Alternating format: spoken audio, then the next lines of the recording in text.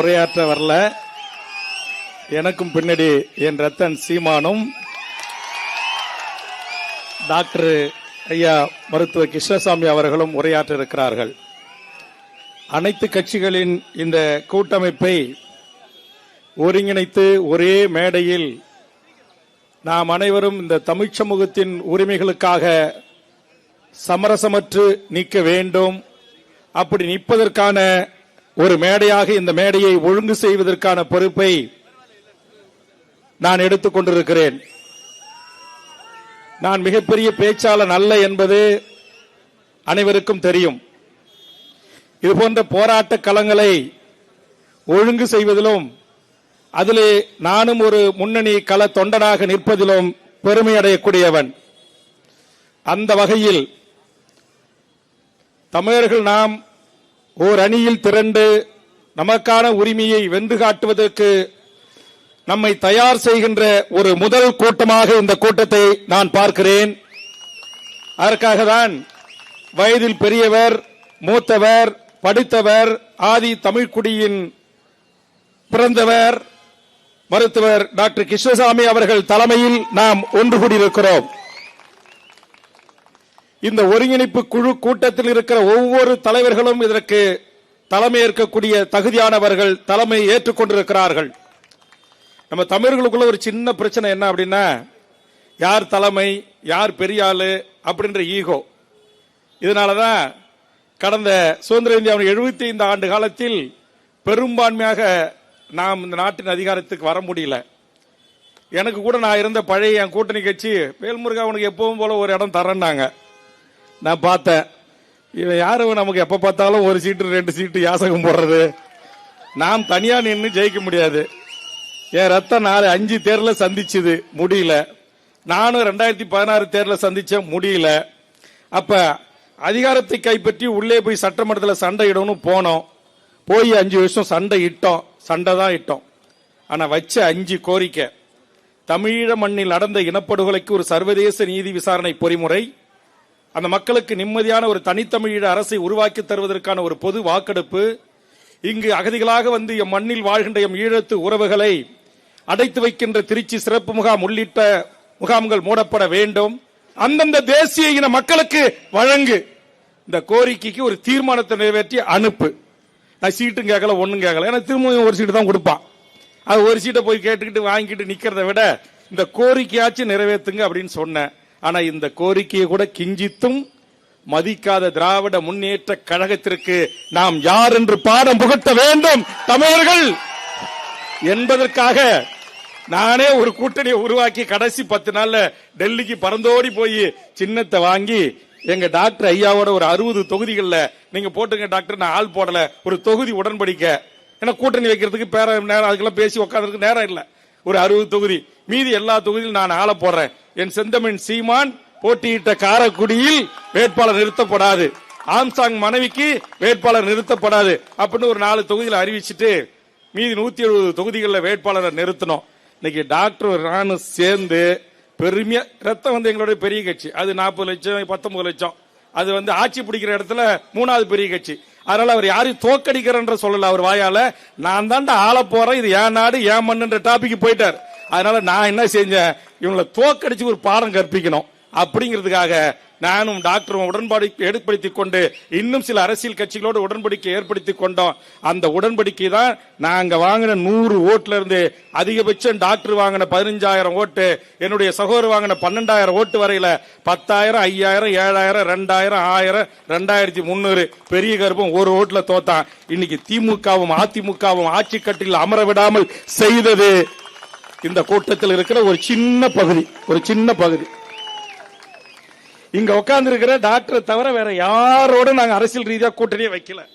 நான் இன்னைக்கு சீமான் ரத்தத்துல தொடங்கி அங்க உட்கார்ந்த அண்ணா என்ஆர் தலபாலம், ஏர்போர்ட் மூர்த்தி, நம்முடைய துணை பொதுச்செயலாளர் தமிழ்மன்சாரி, எல்லா சாமிஜி, இங்க இருக்கிற தனியரசு, எங்க பாட்டாளி மருத்துவர் சின்னையா, என் அண்ணன் திருமாரஞ்சி, இங்க இருக்கிற நம்முடைய சண்முகம், நம்முடைய பாரிவந்தர்ல இருந்து இங்க இருக்கிற எல்லா எங்க கோசு மணிய, நம்ம பின்னாடி உட்கார்ந்து இருக்கிற நம்முடைய ரமேஷ் உட்பட எல்லா தலைவர்களும் எல்லாருக்கிட்டையும் உங்ககிட்ட வேண்டுவது ஒரு 3 தேர்தல்ல தமிழ் சமூகத்தின் உரிமைக்காக ஒண்ணு கூடுறோம்.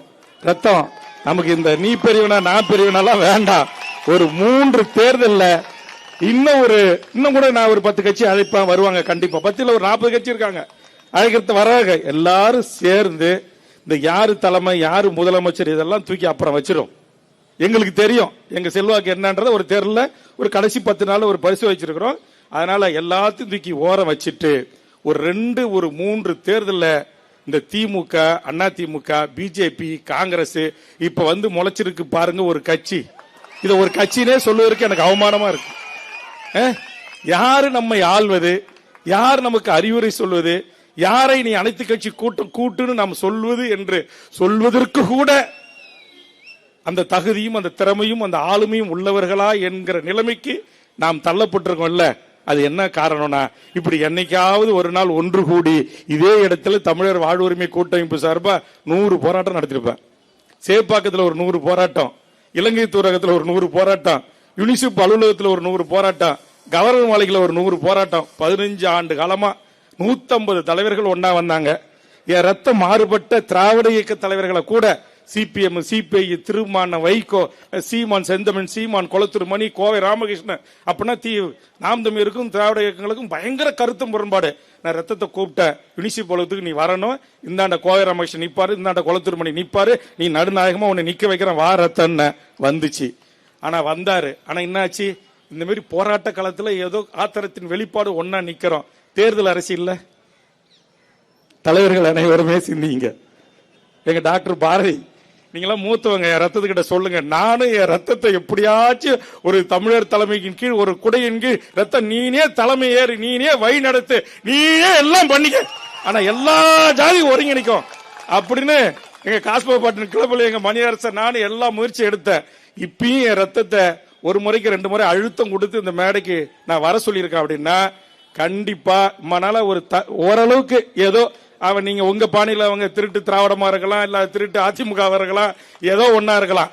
ஆனா ஏதோ ஓரளவுக்கு நம்ம போனா ஒரு மாண்போட வாங்க உட்காருங்க பேசுங்க, ஒரு அரசியல் இருக்கும், ஒரு புரிதல் இருக்கும், ஒரு தெளிவு இருக்கும். ஒரு 50 வருஷம் இந்த தமிழ்நாட்டை மாறி மாறி ஆண்டு இருக்கான், ஒரு அடிப்படை புரிதல் இருக்கும். அவன் ஒரு தகுதியானவங்கிட்ட போய் நம்ம சண்டை போடலாம். ஆனா இப்ப ரத்தம் நீ சண்டை போடுற, நான் சண்டை போடுறேன், நம்ம கோரிக்கை வைக்கிறவங்க யாரு? இன்னைக்கு பார்த்த மந்திரிகள் முகங்கள் எல்லாம் இன்னைக்குதான் முத மந்திரிகள் எல்லாம் பதில் அளிச்சாங்க. என்ன அற்புதமான உரை, சட்டமன்ற உரை, என்ன புள்ளி விவரங்கள். ஐயோ ஐயோ ஐயோ ஐயோ ஐயோ, இப்படியேப்பட்ட ஒரு சட்டமன்றத்தை சுதந்திர இந்தியாவின் 75 ஆண்டு கால வரலாற்றுல நம்ம பார்க்கல. அதனால இப்ப ஏதோ இடைத்தேர்தல் நடக்குன்றாங்க, நாம் எல்லாரும் ஒன்னா உட்கார்ந்து பேசுவோம் டாக்டர், எல்லாரும் ஒன்னா உட்கார்ந்து பேசுவோம். இந்த இடைத்தேர்தலாவது இங்க இருக்கக்கூடிய என் தமிழ்ச்சாதி சமூகத்தின் ஆளுமைகள் அந்த சட்டமன்றத்திற்கு சென்று அமர்ந்து இவர்களை நேருக்கு நேராக சட்டமன்றத்தில் கேள்வி கேட்பதற்கான என் தமிழ் குடி தலைமைகளை அங்கே அனுப்ப வேண்டும். அதற்கான ஒன்று கூடலாக, அதற்கான ஒருங்கிணைப்பாக இந்த அனைத்து கட்சிகளின் கூட்டமைப்பு நான் பார்க்கிறேன். இங்க அண்ணா தனபால் எடுத்துங்க, அங்க நாடார் அமைப்பு தலைவர் வந்திருக்கிறாங்க, அங்க நம்ம ஆதி தமிழ்குடியினுடைய பறையனார்னே கட்சி எல்லாம் பார்த்தா என்னடா என்ன பறையன்னு சொல்றேன், நான் தான் பறையன் பச்சை தமிழ அப்படின்னு தொலைக்காட்சியில மாறுதேற்ற மூர்த்தி. இங்க பார்த்தா தென் மாவட்டங்கள்ல எங்க டாக்டரும் எங்க திருமாரஞ்சியும் எங்க டாக்டர் சேதுராமும் எங்க இருக்கிற சந்தானமும் ஒரு எதிரும் புதிருமா இருந்த என் தமிழ்ச்சாதிகள் இங்க வந்து உட்கார்ந்து இருக்கிறாங்க. நான் எல்லா ஜாதியும் குறித்துல, கொங்குல தனியரசு இருக்காரு, அங்க ஈஸ்வரன் இருக்கிறாரு, வடக்க நான் இருக்கிறேன், எங்க பங்காளி எங்க சின்னையா சார்பா எங்க வெங்கட்ரகன் ஜெயராம் வந்திருக்காங்க. இங்க உட்கார்ந்து இருக்கிற எல்லாரையும் பாத்துங்க, மீனவர் கடற்கரையோர கிராமங்களை எல்லாத்தையும் பிரதிநிதிப்படுத்துவதற்கு இங்கே நம்முடைய தம்பி ரமேஷும் அண்ணா கோசுமணி தொடங்கப்பட்ட காலத்துல 2 பேரும் கூட இருக்கிறாங்க. இப்ப யாரு இல்ல தமிழ்நாட்டில், எங்க அம்மா போராளி, எங்களுக்கு எல்லாம் வழிகாட்டுறதுக்கு எப்படி போராடணுங்கிறதுக்கு எங்க அம்மா அற்புதமா வந்து உட்காந்துருக்கு. நீங்க இஸ்லாமியர்கள் கட்சி எல்லா கட்சியும் அன்னைக்கு கூட்டத்துக்கு வந்தாங்க. ஜவஹர்லா வந்தாரு, எஸ்டிபி வந்துச்சு, நம்முடைய தமிழ் மன்சாரி அனுப்புனாரு, இங்கே கன்சிராம் பார்ட்டியிலிருந்து இன்னைக்கு அப்துல்லா பார்ட்டியிலிருந்து எல்லாம் தமிழ்ச்சாதிகள் கூட்டம் தான் வந்திருக்கு. ஆனா என்ன செய்யறது, எங்க பழகரப்பியா வந்தாரு, பேசிட்டு போயிட்டாரு. எல்லாம் வரோம், ஏதோ ஒரு போராட்டத்தில் உணர்ச்சியில ஒன்று கூடுறோம், கலையிறோம். அது கலையாமல் இவர்களை எல்லாம் ஒரு தேர்ல அல்லது ஒரு ஏர்ல பூட்டி இழுக்கிறது ரொம்ப கஷ்டம்தான். 15 வருஷமா நான் பார்த்துக்கிட்டு தான் இருக்கிறேன். ஆனா டாக்டர் அவர்களே, நீங்க வயதில் மூத்தவர், அனுபவம் உள்ளவர், ஒரு ஆதி தமிழ் குடியில் பிறந்திருக்கிற அந்த தகுதி உங்களுக்கு இருக்கிறது. எனக்கெல்லாம் எந்த ஈகோவும் இல்லை.